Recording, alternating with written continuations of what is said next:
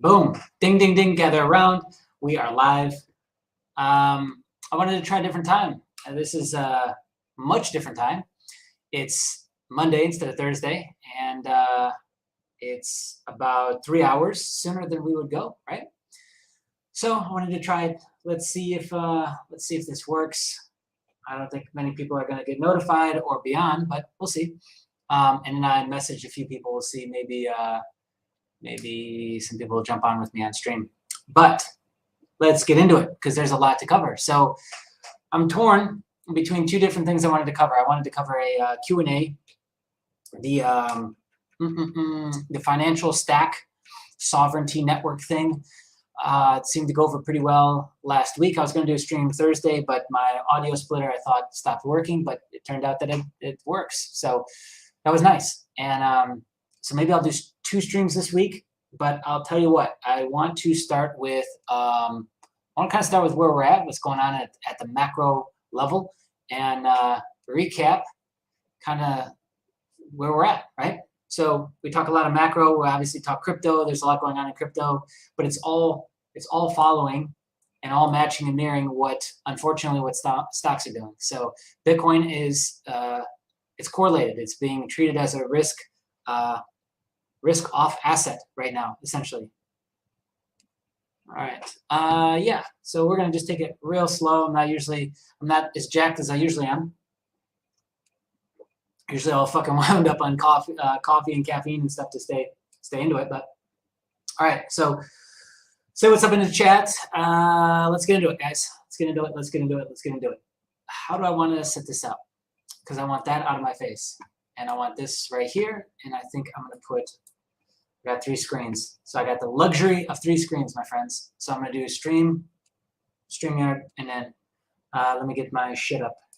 Oh, I got links for days. Let's get the screen share. Let's do it. You guys ready? Let me know. Let me know in the chat. You guys ready? Boys and girls? Ready to get into this?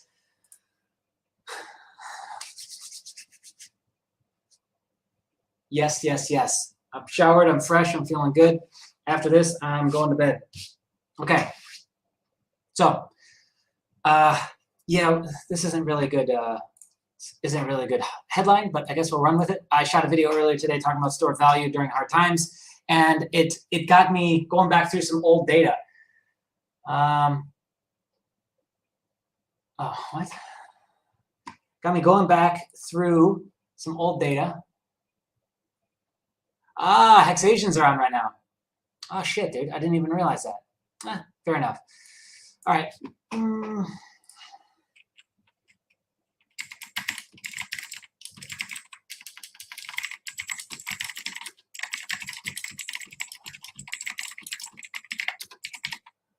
Okay.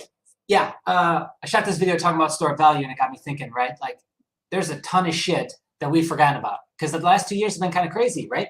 Last 2 years have got everyone in this state where it's like what comes next? What comes next? What comes next? What comes next? And I don't think we're out of the worst of it yet. And I think, I hate to be that guy, but I definitely think it gets worse before it gets better. I don't think the recession's been seen. 75 or 80-day recession that we got during the COVID dip is not the recession. That's not the whole thing. I think that is still to come.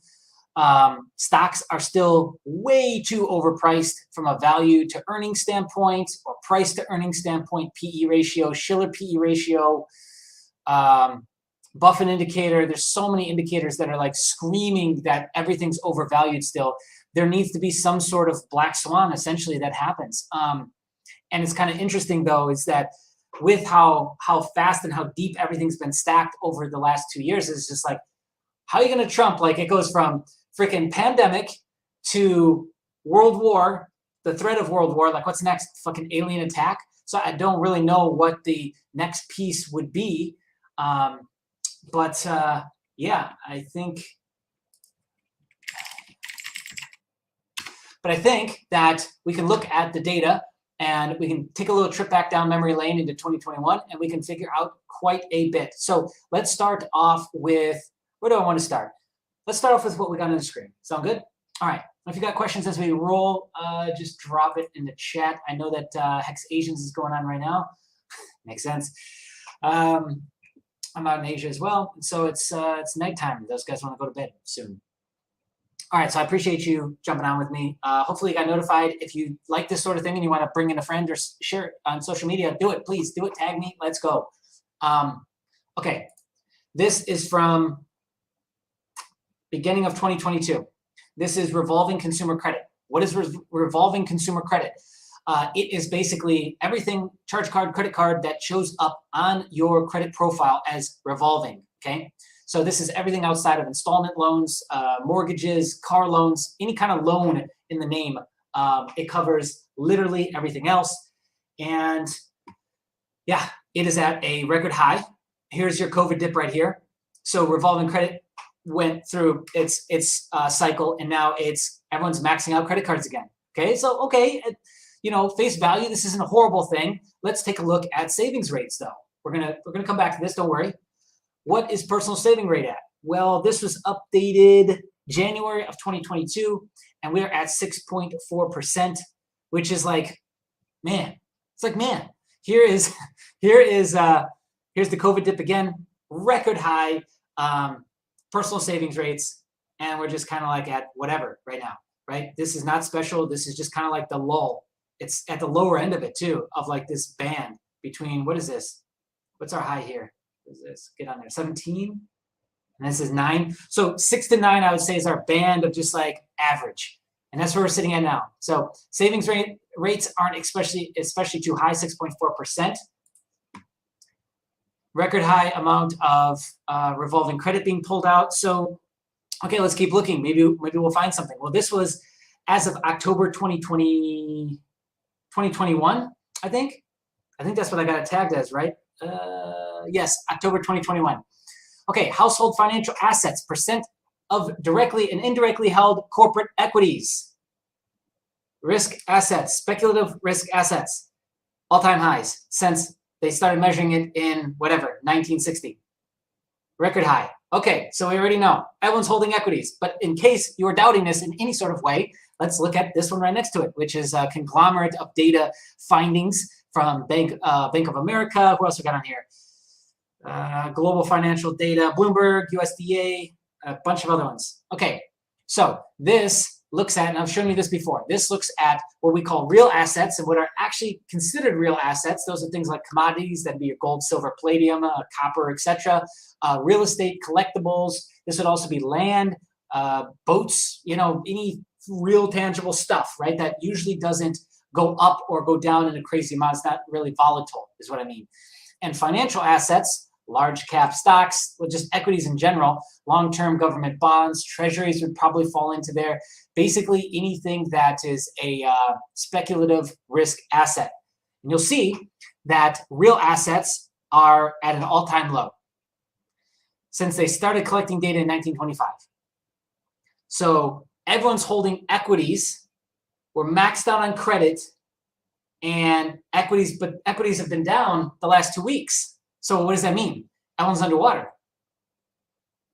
Everyone's underwater. Like even if they were, maybe this isn't measuring like crypto. Maybe we could split hairs on this and say, oh well, what about crypto? Maybe they're in crypto. They're down too. And what we're at 40K, and what are we sitting at right now? Where's my charts? Let me pull this up here real quick. Gold, by the way, talk about funny store of value. That thing hadn't moved from 1980 prices, and then yeah, it touched $2,000 today. So earlier today, setting records. We were at 40,000. Now we bounced out of that, kind of creating a little W bottom. But on the weekly, we've got a bearish engulfing candle, so that's not looking too good. But we're at $38,743 roughly. So people aren't. This proves that retail is not subscribing to Bitcoin being a store of value yet. Like you might be saying it, I might be saying it, Bitcoin maxis around the world screaming it, but it's not really a store of value just yet. It's only been around 13 years. Gold's had a lot longer run, right? Okay, I thought this was interesting. We're going to completely sidestep and derail here for a second. in the midst of all the Russia-Ukraine madness, mark my words, Zelensky will probably get a Nobel Peace Prize. I don't know why I feel like he's going to get one, but I think he's going to get one. So within the last week, conspiracy theorists get another W once again. So new study supports Wuhan wet market theory. Everyone ran with this. Look at this. NPR, ABC7, Fox 5, San Diego, every side of it, right, left, doesn't matter. Center, conservative, libertarian. I don't even know what the fuck half that stuff means. Everyone covered it.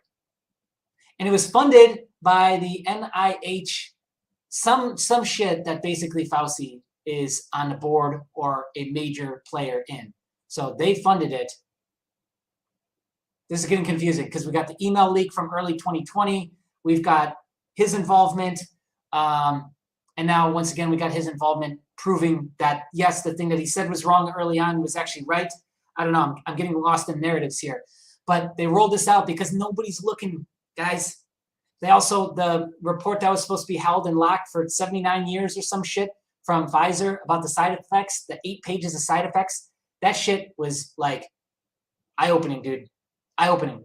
It looked like a dictionary or like a listing of every single possible side effect or reaction you could get from something. Because it was in alphabetical order, and I'm talking like sections, like 3-4 paragraphs in one, like it's starting with A. And it was just like 3-4 paragraphs of everything starting with A. And then B, C, D. I literally think it covered every single letter in the fucking alphabet. And there's 8 pages of that. So that leaked, even though it wasn't supposed to. Oops. It was supposed to be sealed under like hush order, essentially, for like, I don't know, 70, 90 years.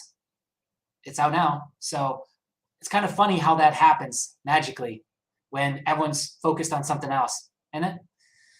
So let's carry on. We'll come back to that. Okay, we got the Buffett indicator. I'm going to cover that.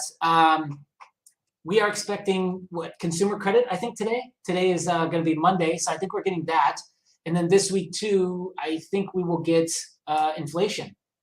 Ooh. So CPI, I don't know if you know this, but they changed it. So it's going to be a rolling average from the last 12 months instead of how it was calculated before.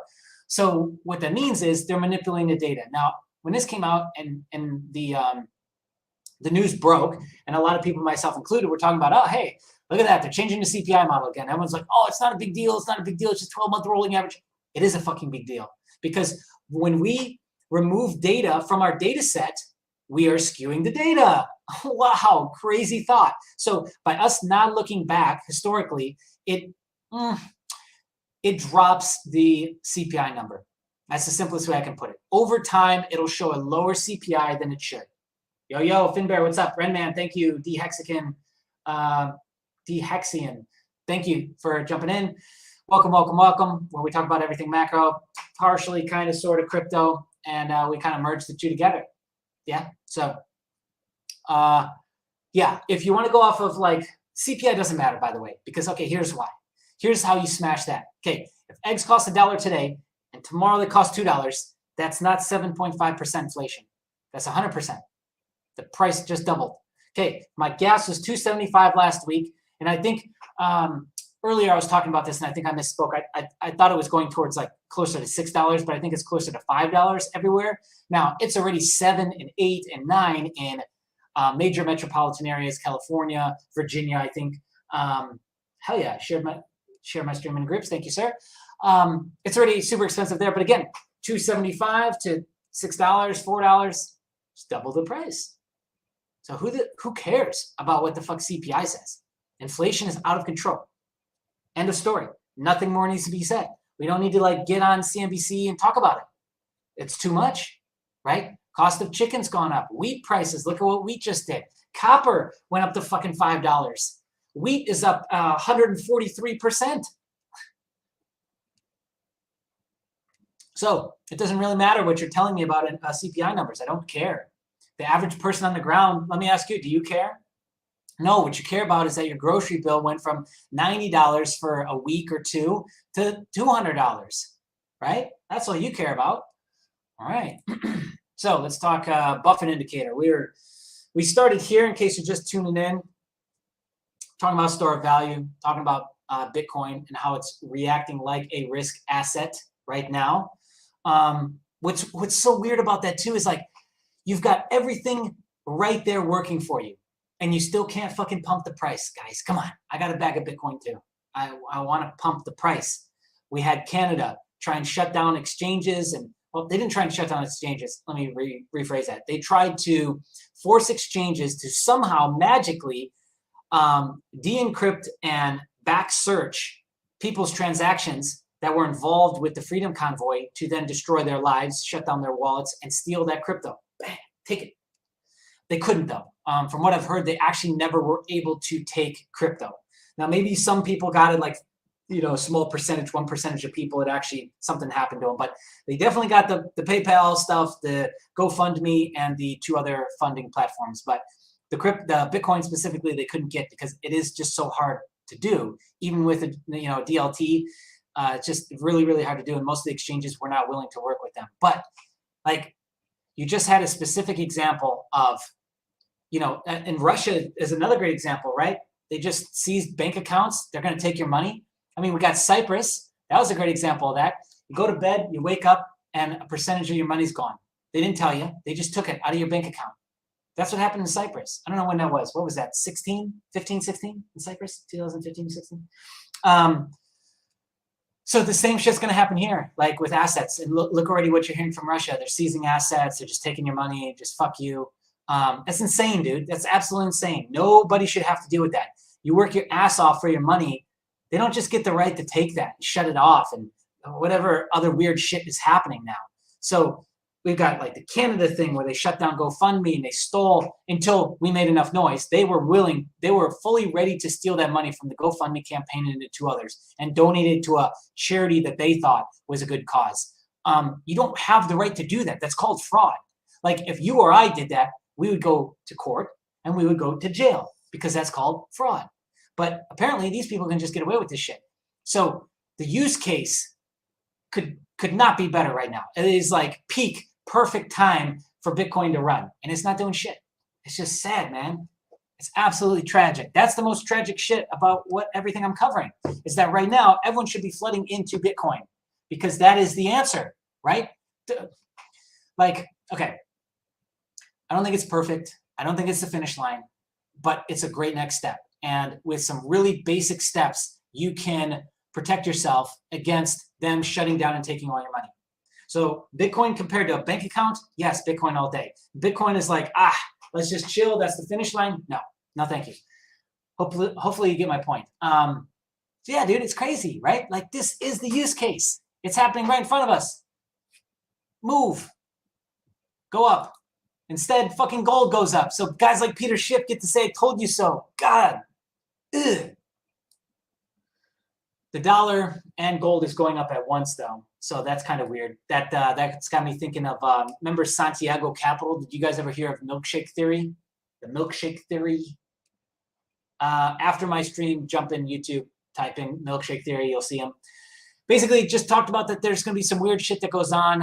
There's going to be black swans, and during this time, you're going to see weird stuff that should not be happening. Like gold and fiats do not run together. Just never. It's whenever the Fed comes out with a full MAC meeting or something like that, and they and a dollar starts pumping, gold and commodities, bloop, they take a shit.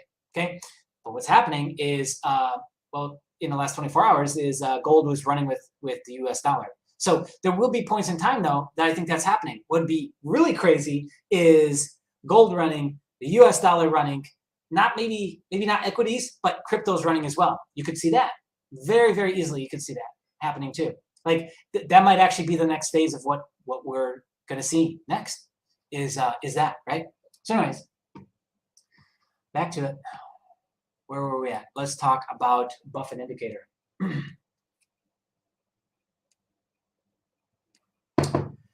Let's talk about Buffett indicator. All right, so here's like the really cool version of it that looks good, and it's got all the let's get my face out of the way. Got all the aesthetics. It's aesthetically pleasing.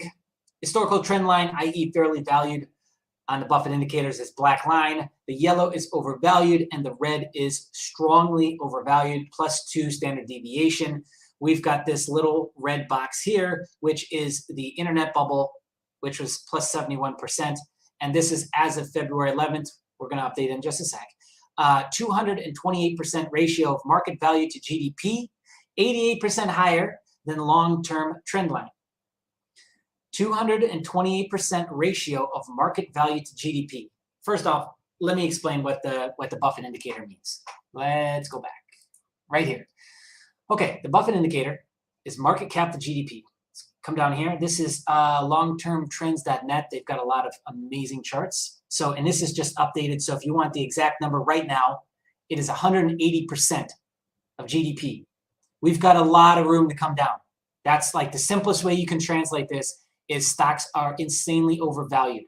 Now, if this was just me saying this, and this absolutely did not make any sense, and this was bullshit, you also would not see, let's see, Bezos, Musk, Zuckerberg, and a bunch of other people cashing out huge amounts into cash, selling shares, selling stocks. You would not be seeing that. But guess what? They're all taking a large amount of chips off the table in the last 12 months. So that tells me that this is exactly what's going on. Shit is overpriced, and they have extracted the value already. Because you see, this is like the trade beads, right? So they got the value out. They got the gold, they got the ivory, just like what happened back then. They got that out. So they took that cash and went and bought yachts and whatever other dumb shit that Bezos does, right? And all these guys, they got the cash out and they put that into real things, okay? Yeah, so anyway, what is this? Market cap to GDP is a long-term valuation indicator for stocks. It has become popular in recent years thanks to Warren Buffett. Back in 2001, he remarked in a Fortune magazine interview that it is probably the best single measure of where valuations stand at any given moment. Ooh, baby. Market cap to GDP is commonly defined as a measure of the total value of all publicly traded stocks in a country divided by that country's gross domestic product, or GDP. Now, the one above this one, the non-sexy one, is based off the Wilshire 5000, which is widely accepted as the definitive benchmark for U.S. equity markets. So this is the best possible piece that we could use for that to represent the markets, the equity markets. And we are extremely overvalued. Here's 2007, the housing bubble, great financial crisis. Here's the tech stock crisis. And here's where we're at still after a week of Russia. Is it 1 week? I don't know. We're going on like 1 week or 2 weeks or something. 2 weeks of Ukraine, Russia, peak insanity. And it's still way up. What is going on here? Oh, there we go. Still way up, right? All right, you guys want to see my pretty face? Let's bring the face back up.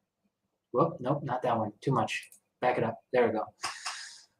So let's add it up.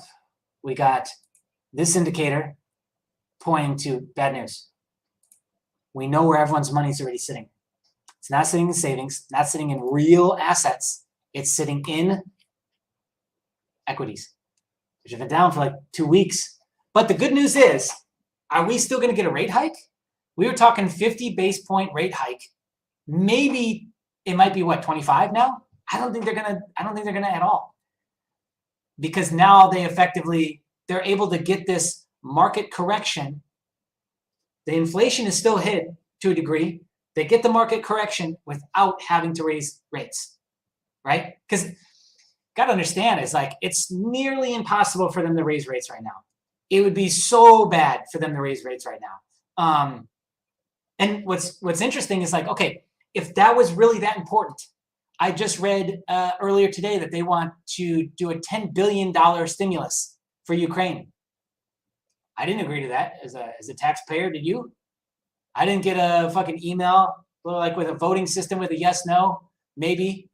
Let's talk about it. Let's do a community meeting. That's how out of hand this is, right? The guys who run the banks, the guys who run the Federal Reserve, they weren't voted in. They weren't voted in by the people at all, but yet the people pay for the money that they print and hand out to everyone else. And the people don't get those handouts of the money. Because the trickle-down effect in how inflation works is by the time those dollars go out to the bank, even the PPP, the EIDL, went to the fucking banks first. So by the time you get it, it's been washed and rinsed 3-4 times. So the value of that, the actual value of that is way less than it's actually worth. Make sense? So yeah, that's a great point. Even Max Kaiser knows you can't taper a Ponzi, my friends, especially a Ponzi that's out of control. There's really no solution. The solution is just fucking hold on, I guess. Be positioned not like everyone else. Because like, look how dumb retail is, man. Like after all of this, after 2 weeks of like Russia war risks, now you run into gold? Like you're fucking 2 weeks late, dude. Let's look at this. This is, I mean, it's been moving. Let's be fair. It's been moving, but it was still at 1890 a week ago, which goes back to, what was that? That was acting as basically resistance. You guys want to see that? Do you want to pull up the gold chart? Should I pull that up? All right. Let's pause this. Don't worry. I got plenty to come back to. The Buffett indicator. Let's come back to that. Let's bring up the old, let's bring up this guy. Bang. There he is. Okay. Gold. All right. So this is a weekly chart, by the way. So yeah. Yeah, but like, I don't know. This should have ran way harder, way faster. Yeah, we're good, right? Okay. This should have ran way harder, way faster if people were actually paying attention. But it's like, I don't know, man. And even media was on point with the fear. They were on point with the fear. I don't know. People just delayed reaction. So this was acting as resistance, essentially. Let's draw some lines. You know, I like to do that. We draw some worthless, meaningless lines.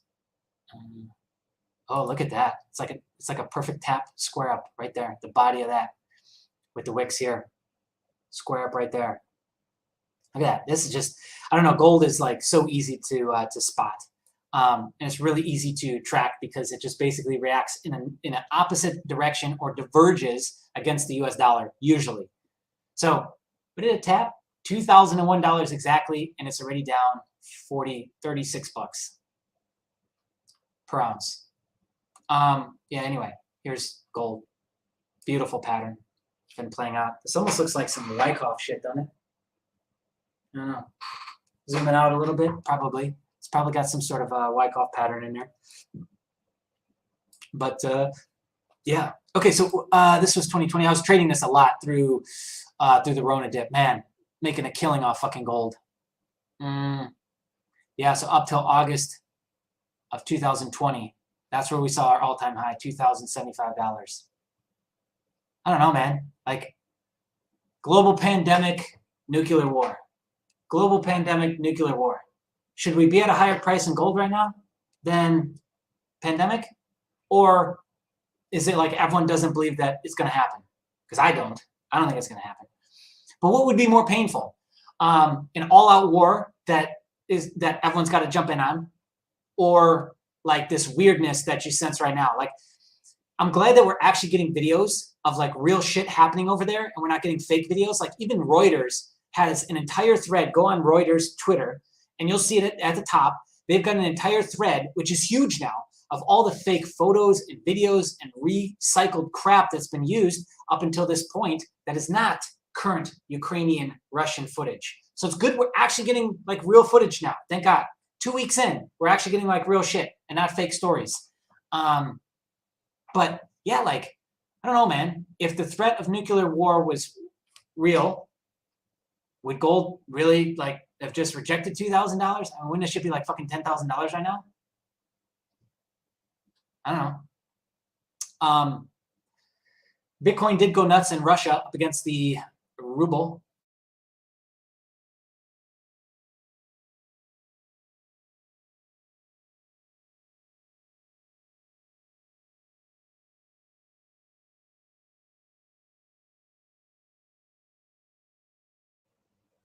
Okay, I guess I dropped there for a second.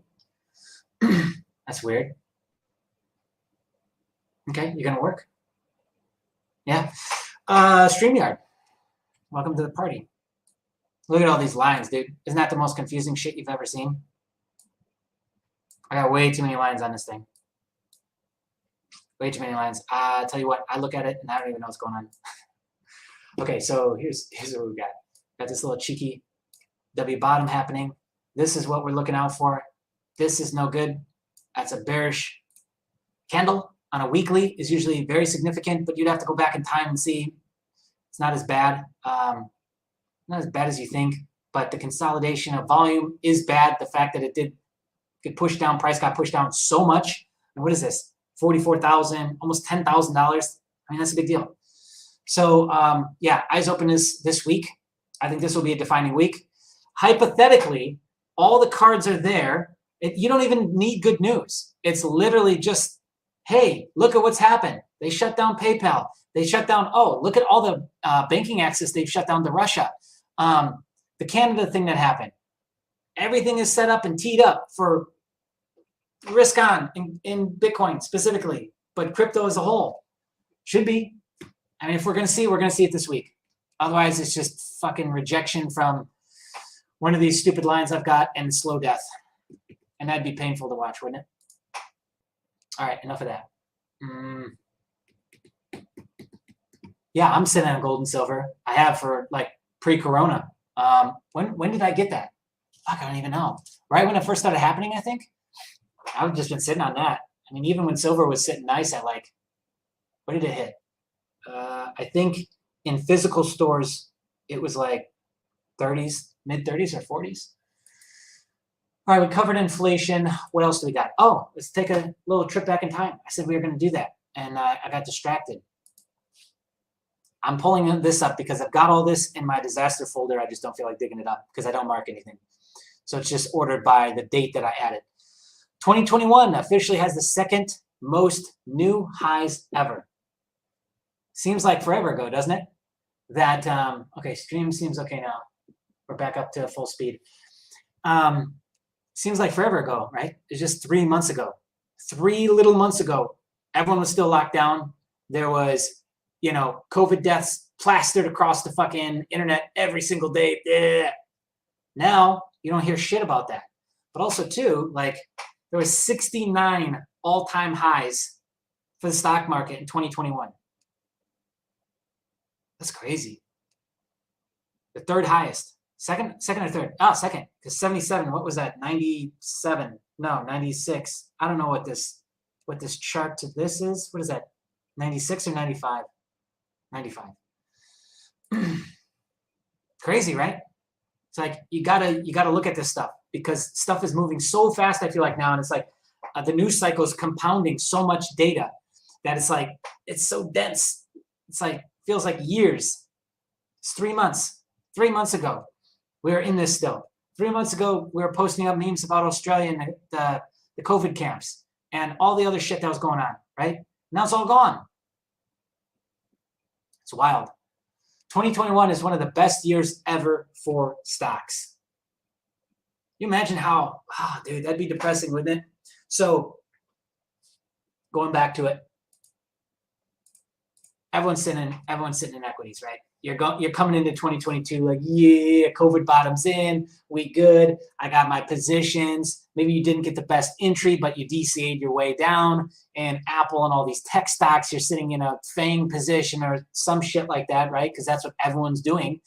And then 2022 happens, and it's like, bang. It's like getting your dick slammed in a door. Slow motion. Oh, man. Natural gas field in Israel. They will soon supply all of Europe. Actually, what's interesting is what'd be more interesting to look at is, and I just briefly touched into this, so I'm not a field expert by any means, but I find it interesting. First, a few things is how many armed conflicts there are going on right now around the world, and like I get that what we're dealing with is bad, right? With Russia and Ukraine. That issue didn't happen overnight, and it's also not the only one happening right now. So it's just kind of funny where people put their priorities, right? Like I'm crying on Twitter on my iPhone that's made from slave labor in China about this Russia-Ukraine thing. It's like the depth missing from that one. You know what I mean? Because it's like, and again, a lot of that is mainstream media. Like whatever mainstream media is saying to focus on, that's what most people will focus on, sadly. But that's not the only armed conflict still going on. Palestine, Israel, Syria. What else? I mean, there's armed conflicts going on all over the place. You can check this and look at how many no-fly zones there are on like the U.S. embassy sites where they have a travel restriction or a travel notification to you. And beyond the COVID travel stuff, there are like danger warnings still for Mexico. For how long, right? And there's a ton of amazing areas in Mexico, but there are still conflict areas in Mexico. The cartels are still a serious problem down there, right? So that's the first big piece. Is like, if you really want to get some perspective on this, look at that. Second thing would be look more into the history of Ukraine. I mean, we got the Burisma thing. We've got Hunter's laptop. We've got massive connections to the Pandora Papers, the Credit Suisse Papers, the Panama Papers. Yeah, it's not a new issue. So it's like now it's finally boiling over. Issues with Russia and Putin are finally boiling over. But I mean, there's economist covers going back to like 2017 talking about Putin. So it's like, this really isn't something new, but it's definitely at a different place. I question if this would still be happening if there was a different president. And under the last president, a lot of this shit wasn't happening, even though he was really bad about a lot of public-facing stuff. I think people knew not to fuck with him. And so I actually think he'd be doing a lot better, personally, in this situation. But the Keystone Pipeline was just shut down. That was June or July of 2021. There was this big push for going green, right? Well, guess what? You can't fucking go green overnight. You can't go solar overnight. You can't fix the climate overnight. Okay, so your dependency on oils and the current energy grid that we've got is going to stay just like this until it gets better, until we're able to commoditize a cheaper or better or both form of energy. That's why I was so obsessed with Mad Energy. But you guys can check them out. Mad.energy, quick plug for them. But yeah, like, go back in time and look at Ukraine and the issues that they've had with Russia. Go back and look at China, look at slave labor, look at the Uyghur camps. I mean, fuck, dude. The coincidence of this happening right after the Olympics can't be denied as well. There's a lot of pieces there that point to fuckery at the very least. At the very least. So anyway, I remember this. I remember actually writing a piece about this. I think come October, it was October of 2021, we started talking about how there wasn't really any 5% or greater pullbacks. And then I was looking at historical data and kind of plotting out how rare that was for there to only be, I think at that point there was just one 5% pullback all year. Yeah, when was that though? Yeah, that was at the end maybe? I don't know. Average of nearly 3 per year. Oh, okay, there you go. So, and that's weird. It's only charted to 2020 unless that's the tail end, and that's 2021. The point is that come October, everyone was starting to get weary, right? And that's when they were talking about, oh, there really hasn't been this big pullback, so we can expect a 5% pullback. We're looking at historical data. So come October, the water and the weather had really changed. What was Bitcoin doing at October? I don't actually remember. Let me pull that up. Come October, what was it doing? Oh, so we were just coming off the highs. Yeah, just making the highs. Well, there you go. So that's interesting. That was a leading indicator then. Fuck, that's crazy, right? So crypto's blow off top is a leading indicator of the bear market to come, of essentially the black swan recession, whatever you want to call this. I mean, $30,000 clip off of Bitcoin. It's pretty recessionary. You know, I mean, that's kind of beyond volatility at that point, right? All right, questions in the chat. How you guys doing? You liking this? You liking what we're talking about? Is this valuable to you? Does this serve value?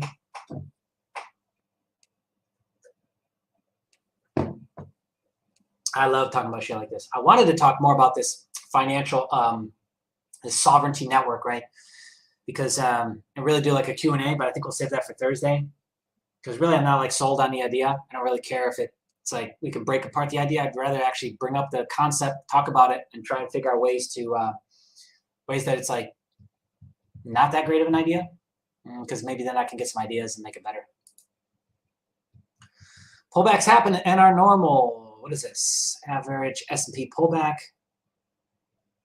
is 14.2%. Yep, we didn't get that. That's interesting. We didn't get it in 2017 either. Is that 17?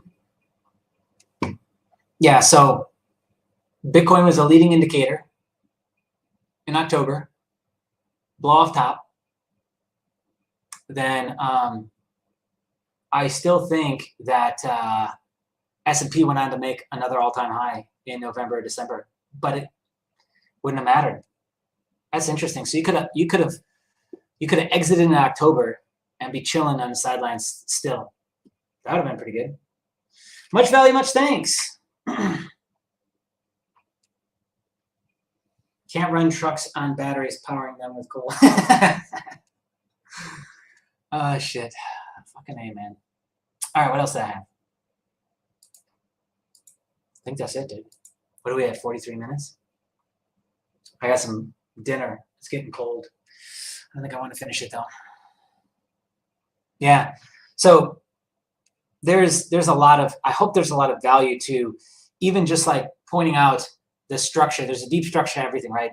And there's absolutely a formula that they follow for these news cycles. And when they can get you focused on this thing over here, you notice they push out the data, right? Like what happened to Giselle Maxwell and the fucking hearing? Like, where are all the customers? She was found guilty, right? Where's all the customers that were like buying the kids? Nothing, right? Gone. But 2 of her associates committed suicide since then. I don't know if you caught that. So they got Epstein. Yeah, man. It's like, so when they got this thing over here, it's like then they start dumping the data. So the big thing to think about is, I don't think we're out of the woods. I think the recession is still coming. I don't think that you can just purge all the madness and still a hugely overvalued market right now in 80 days or whatever the COVID dip was, 183%. Like it's going to take you 22 years. We covered this in another stream. I think it's a macro stream, maybe on the Discourse Syndicate Network, maybe on Wales channel. Not sure. No, Discourse Syndicate. And it'll take you 22 years to profit off of a equities position, for the most part, in general. About 22 years. So there's a 22x forward multiple on valuations right now. That's retarded. It's absolutely mental. Mental. And this is like another way of putting that. Like the Buffett indicator is another way of showing that kind of similar statistic, that things are valued greater than the output that they could possibly create, right? Schiller PE ratio is what shows you that it's about 20, I think it's like 20% now, or 20-year forward multiple. So there's a long way, a lot of road for them to come back down. And come back down to reality, right? Because that is a very high multiple, as you can see, greater than anything we've ever dealt with in history, right? And people are positioned poorly for this. So that's what's going to be rough, dude. It's going to be really rough to watch. So I just don't think people are ready for what's going to come. Because if now a recession were to hit, wow, dude, like really sit with that one for a second. You've already printed all your money. You've already handed out trillions in stimulus. That's why it's like, bro, stop with the stimulus. Like, imagine if this was like your kid and they just kept spending money. There's a term for this. It's called addiction. And by now, if your kid had spent this much of a multiple of what he could produce, right? 40% of the circulating supply has been printed in the last 2 years. If this was your kid, he'd already be in fucking counseling and rehab, right? So yeah, like you already shot your shot. And what if now the recession comes? It'd be catastrophic, dude. Catastrophic.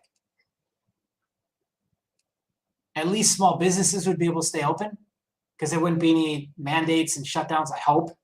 But like you would see, you would probably see smaller GDP countries fold, because when a recession hits a G country, It's like 10 times worse, if not more, in a emerging market. You would see them completely collapse. I mean, there's a lot of countries in Asia that are just now starting to kind of open up. A lot of them still mask mandates, but you can roll around with no mask. They're not going to really say shit, but there's essentially still the mandates. And they're still not letting like visa-free like Shenzhen travel, right? For a U.S. passport holder or whoever fits into that. They're still not allowing that.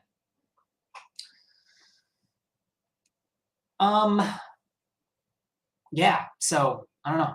Debt markets we'll probably cover in another video because I want to cover the euro dollar, and fucking Wales is just sending me something too, so I'll probably send that for another. See that for another stream. 10-year tips, break even rate 2.79, the highest since 2005.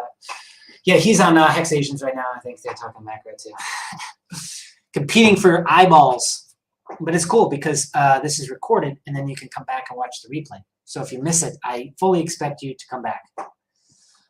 All right, yeah, but pretty crazy. And so if they're covering that angle, which I assume he is because he sent me that screenshot, then, or he sent me that data, then we're covering the other end of it. And this is the end that, I don't know, I don't see a lot of people covering this. So this is why I think it's so valuable, is because it's like, man, just these 3 charts right here is like telling you everything you need to know of how everyone's positioned since at least October, right? Because that's when this data was. This was earlier this year. I want to say this was like January. And then this was revolving. That would have been January as well. Because I don't think we got February data. I think we're going to get February data this month. So everything's usually a month behind. Yeah. So if a recession were to hit now, it'd be rough. It would be very, very, very tough.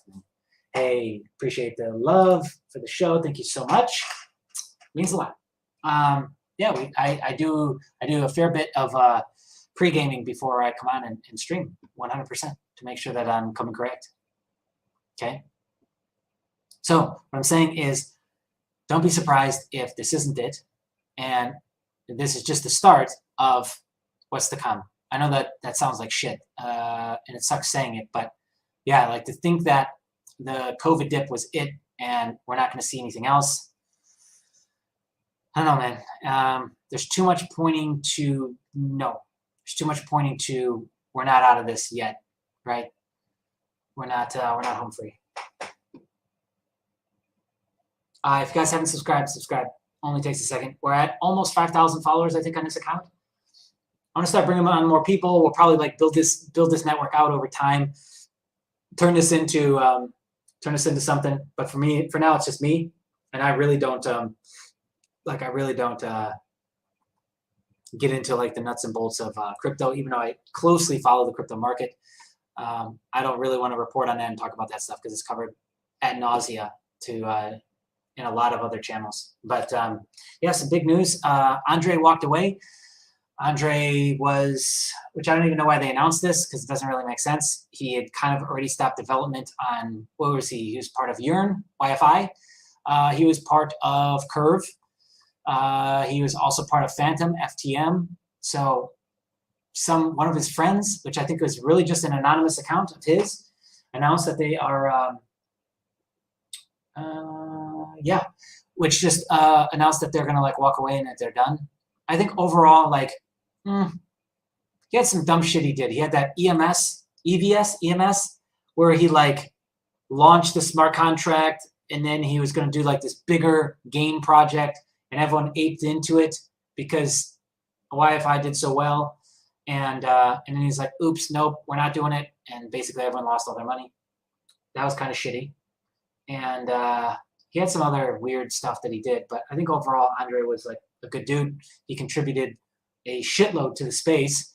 He gave like independent developers kind of like a voice and a direction.